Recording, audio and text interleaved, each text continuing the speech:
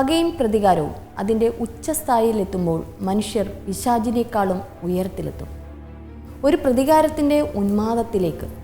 ചില കൊലപാതകങ്ങൾ എന്തിനായിരുന്നു ഇത്ര പക ആ കൊലപാതകിക്ക് എന്ന് പലപ്പോഴും അറിയില്ല. അത്തരത്തിലുള്ള ഒരു പേരാണ് ഷബ്നം അലി.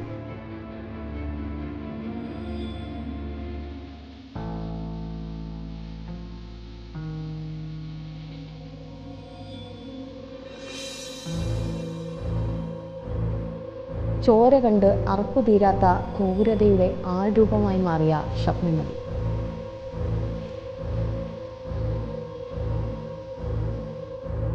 സ്വതന്ത്ര ഇന്ത്യയുടെ ചരിത്രത്തിൽ ആദ്യമായി തൂക്കുമരത്തിലേക്ക് നടന്നു നീങ്ങാൻ വിധിക്കപ്പെട്ട ഒറ്റയ്ക്കൊരു വനിത.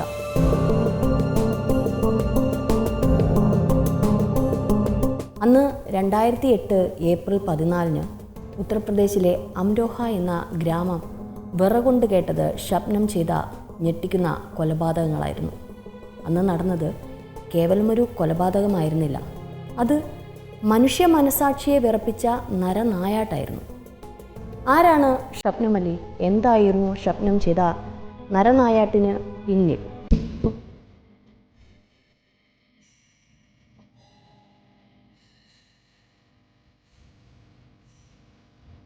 ഉത്തർപ്രദേശിലെ അംരോഹ ജില്ലയിലെ ബാവൻഖേഡ് എന്ന ശാന്തമായ ഗ്രാമം.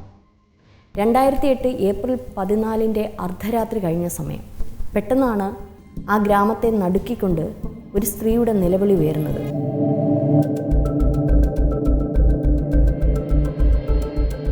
നിലവിളി കേട്ട് ഓടിയെത്തിയ നാട്ടുകാർ കണ്ടത് ചോരയിൽ മുങ്ങിക്കിടക്കുന്ന ഒരു വീടാണ്. അവിടുത്തെ സോഫയിലും കട്ടിലും തറയിലുമെല്ലാം മനുഷ്യ ശരീരങ്ങൾ വെട്ടിപ്പിളർക്കപ്പെട്ട നിലയിലായിരുന്നു.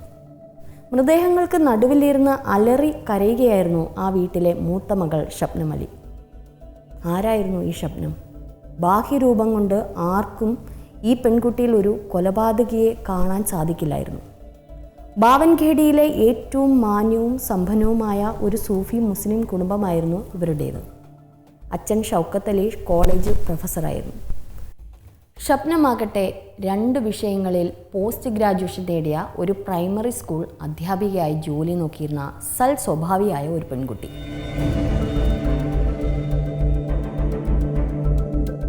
എന്നാൽ ഈ ശാന്തതയ്ക്ക് പിന്നിൽ ഒരു കൊടുങ്കാറ്റ് ഒളിഞ്ഞിരിപ്പുണ്ടായിരുന്നു. ആ കൊടുങ്കാറ്റിൻ്റെ പേരാണ് സലീം.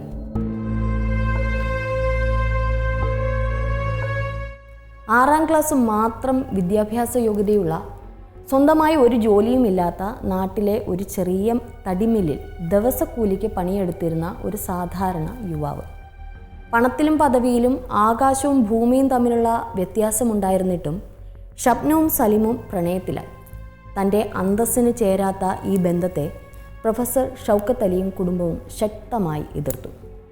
സലീമുമായുള്ള ബന്ധം തുടർന്നാൽ ഷബ്നത്തെ വീട്ടിൽ തടവിലാക്കുമെന്ന അവസ്ഥ വരെ വന്നു.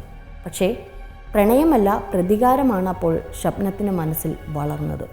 തങ്ങളുടെ പ്രണയത്തിന് തടസ്സം നിൽക്കുന്ന കുടുംബത്തെ വഴിയിൽ നിന്നും മാറ്റാൻ പിന്നീട് അവൾ ഒരു ക്രൂരമായ മാസ്റ്റർ പ്ലാൻ തയ്യാറാക്കുകയായിരുന്നു. 2008 ഏപ്രിൽ 14 അന്ന് ഉത്തർപ്രദേശിൽ വൻ കാറ്റും മഴയും ഒക്കെയുള്ള ഒരു രാത്രി. ഈ പ്രകൃതിക്ഷോഭത്തിൻ്റെ മറവിലാണ് ഷബ്നവും സലീമും ആ നരനായാട്ട് നടത്തിയത്.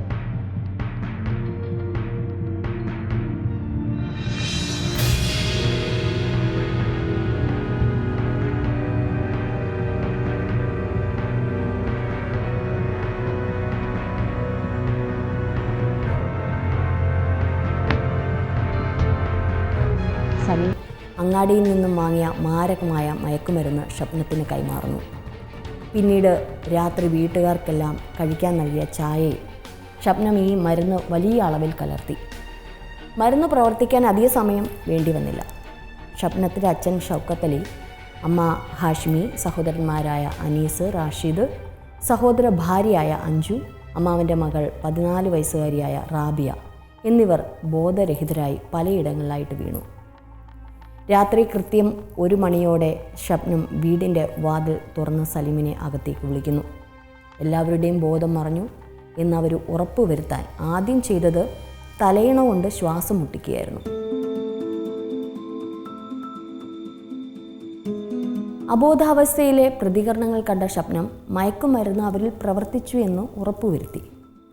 നേരത്തെ തൻ്റെ കാമുകനായ സലീമിനെ കൊണ്ട് മൂർച്ചയേറിയ വലിയ ഒരു കോടാലി വാങ്ങിയിരുന്നു. പിന്നീട് നടന്നത് മൃഗീയമായ വേട്ടയാടലായിരുന്നു.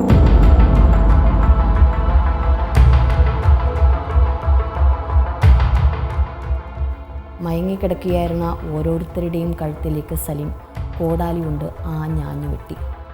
തൻ്റെ പ്രിയപ്പെട്ട ഓരോരുത്തരെയും വെട്ടുമ്പോഴും ചോര ചീറ്റിത്തെറിക്കുമ്പോഴും ഷബ്നം ആ മൃതദേഹങ്ങളുടെ കാലുകൾ സലീമിന് അമർത്തി പിടിച്ചു കൊടുക്കുകയായിരുന്നു. എന്നാൽ ക്രൂരത അവിടെയും തീർന്നില്ല. സഹോദരനായ അനീസിൻ്റെ വെറും 10 മാസം പ്രായമുള്ള ഒരു പിഞ്ചു കുഞ്ഞ് മറ്റൊരു മുറിയിൽ കിടപ്പുണ്ടായിരുന്നു, അർഷാദ്. ആ പിഞ്ചു കുഞ്ഞ് ഉറക്കത്തിൽ എപ്പോഴോ ഉണർന്ന് കരയാൻ തുടങ്ങി. ഷബ്നത്തിൻ്റെ കണ്ണുകൾ ആ കുഞ്ഞിലും മുടക്കി. അതിനെയും വെട്ടിക്കൊല്ലാൻ ഷബ്നം സലീമിനോട് ആവശ്യപ്പെട്ടു. എന്നാൽ സലീം ആ കുഞ്ഞിനെ വെട്ടാൻ മടിച്ചു നിന്നു. ഷബ്നം ആ 10 മാസം പ്രായമുള്ള സ്വന്തം ചോരയെ കയ്യിലെടുത്ത് നിലവിളിക്കാൻ പോലും അനുവദിക്കാതെ ശ്വാസം മുട്ടിച്ചു കൊലപ്പെടുത്തി. അങ്ങനെ ഒരൊറ്റ രാത്രി കൊണ്ട് 7 ജീവനുകളാണ് ആ വീട്ടിൽ ഒടുങ്ങിയത്.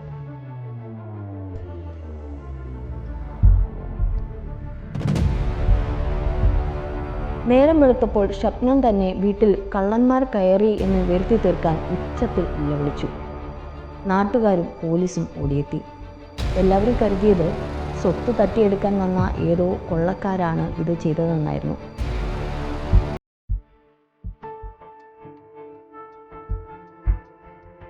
ഷബ്നത്തിൻ്റെ കണ്ണുകളിൽ പോലും ആദ്യമൊന്നും ക്രൂരതയുടെ ഒരു മുഖം ആർക്കും കാണാൻ കഴിഞ്ഞില്ല. എന്നാൽ UP പോലീസിലെ കൗശലക്കാരനായ അന്വേഷണ ഉദ്യോഗസ്ഥൻ ഒരു കാര്യം ശ്രദ്ധിച്ചു. അത്രയും വലിയൊരു കൊലപാതകം നടന്നിട്ടും ആ വീട്ടിലെ ആരും തന്നെ ഒന്ന് പ്രതിരോധിക്കാൻ പോലും ശ്രമിച്ചിരുന്നില്ല എന്നുള്ളതാണ്. മൃതദേഹങ്ങൾ കിടന്ന കിടപ്പിൽ തന്നെയാണ് അവിടെ കിടന്നത്. കള്ളന്മാർ വന്നതാണെങ്കിൽ ഉറപ്പായും വീട്ടുകാർ ഉണരുകയും ബഹളമുണ്ടാക്കുകയും ചെയ്യണമായിരുന്നു. ഇവിടെയാണ് പോലീസിന് സംശയം തോന്നിയത്. തുടർന്ന് നടത്തിയ പോസ്റ്റ്മോർട്ടം റിപ്പോർട്ടിൽ 10 മാസക്കാരൻ അർഷിൻ്റെ ഒഴികെ കൊല്ലപ്പെട്ട എല്ലാവരുടെയും ശരീരത്തിൽ മയക്കുമരുന്നിൻ്റെ സാന്നിധ്യം കണ്ടെത്തി. ഭക്ഷണത്തിലോ ചായയിലോ മറ്റോ മയക്കുമരുന്ന് കലർത്തി നൽകിയതാകാം എന്നാണ് കരുതപ്പെട്ടത്. അതോടെ അകത്തു നിന്നുള്ള ആരുടെയോ സഹായമില്ലാതെ ഇത് നടക്കില്ലെന്ന് പോലീസ് അങ്ങ് ഉറപ്പിച്ചു.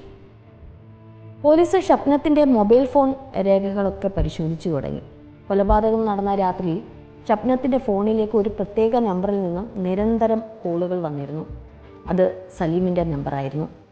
ഒടുവിൽ പോലീസ് ശൈലിയിൽ ചോദ്യം ചെയ്തതോടെ ഷബ്നത്തിൻ്റെ മുഖം മൂടി വീണു.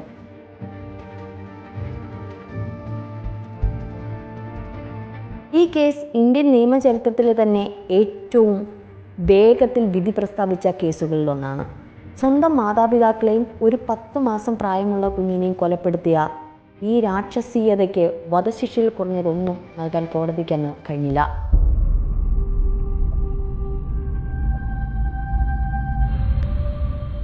ആ ക്രൂരതയുടെ രാക്ഷസിക്ക് കോടതി കൊലക്കയർ തന്നെ ശിക്ഷ വിധിച്ചു.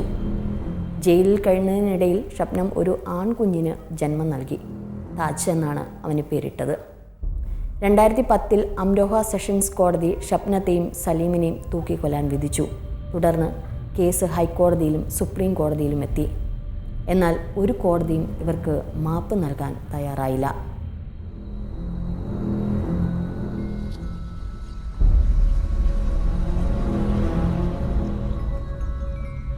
ഷബ്നം നൽകിയ ദയാഹർജി രാജ്യത്തിൻ്റെ രാഷ്ട്രപതിയും തള്ളിക്കളഞ്ഞു.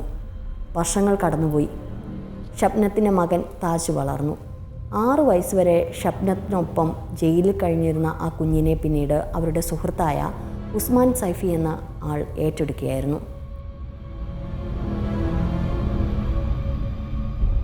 നിയമം അതിൻ്റെ വഴിക്ക് തന്നെ നീങ്ങി. 2021 തന്നെ തൂക്കിലേറ്റപ്പെടുമെന്ന് ഏതാണ്ട് ഉറപ്പായിരുന്നു. നിർഭയ പ്രതികളെ തൂക്കിലേറ്റിയ ആരാച്ചർ പവൻ ജല്ലാദ് മധുര ജയിലിലെത്തി ഇതിനായുള്ള നടപടിക്രമങ്ങളും തുടങ്ങിയിരുന്നു.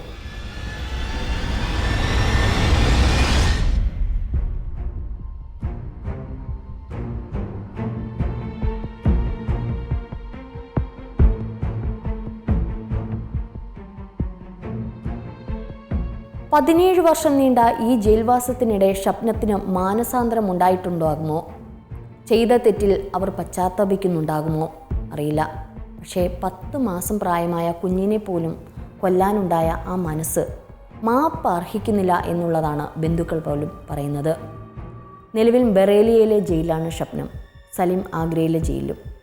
വധശിക്ഷ ഉത്തരവ് നടപ്പായാൽ സ്വതന്ത്ര ഇന്ത്യയിൽ തൂക്കിലേറ്റപ്പെടുന്ന ആദ്യ വനിതയാകും ഇപ്പോൾ ഷബ്നം. ഷബ്നം അലിയുടെ കഥ കേവലം ഒരു ക്രൈം സ്റ്റോറിയല്ല. അത് അന്ധമായ പ്രണയവും സ്വാർത്ഥതയും ഒരു മനുഷ്യനെ എത്രത്തോളം മൃഗമാക്കും എന്നതിൻ്റെ തെളിവാണ്. 2 വിഷയങ്ങളിൽ ബിരുദാനന്തര ബിരുദമുള്ള സമൂഹത്തെ നയിക്കേണ്ടുന്ന ഒരു അധ്യാപികയാണ് സ്വന്തം കൈകൊണ്ട് ഒരു പിഞ്ചു കുഞ്ഞിൻ്റെ ശ്വാസം മുട്ടിച്ചു കൊന്നത്. വിദ്യാഭ്യാസം കൊണ്ടോ പണം കൊണ്ടോ ഒരാളുടെ ഉള്ളിലെ ക്രിമിനൽ ബുദ്ധിയെ മാറ്റാൻ കഴിയില്ലെന്ന് ഈ കേസ് തെളിയിക്കുന്നു. സ്വതന്ത്ര ഇന്ത്യയുടെ ചരിത്രത്തിൽ തൂക്കുമരത്തിലേക്ക് കയറുന്ന ആദ്യ വനിതയെന്ന ആ കറുത്ത മുദ്ര ഷബ്നത്തിൻ്റെ പേരിൽ കുറിക്കപ്പെടാൻ ഇനി അധികം നാളുകളില്ല. ഒരു പ്രണയത്തിന് വേണ്ടി, ഒരാൾക്ക് വേണ്ടി തൻ്റെ പ്രിയപ്പെട്ടവരെ വധിച്ച സാധാരണ ഒരു സ്ത്രീയുടെ മനോനിലയാണ് അറിയേണ്ടത്. മനഃശാസ്ത്രജ്ഞർ പോലും ചിലപ്പോൾ തോറ്റുപോകുന്ന ആ മനോനില.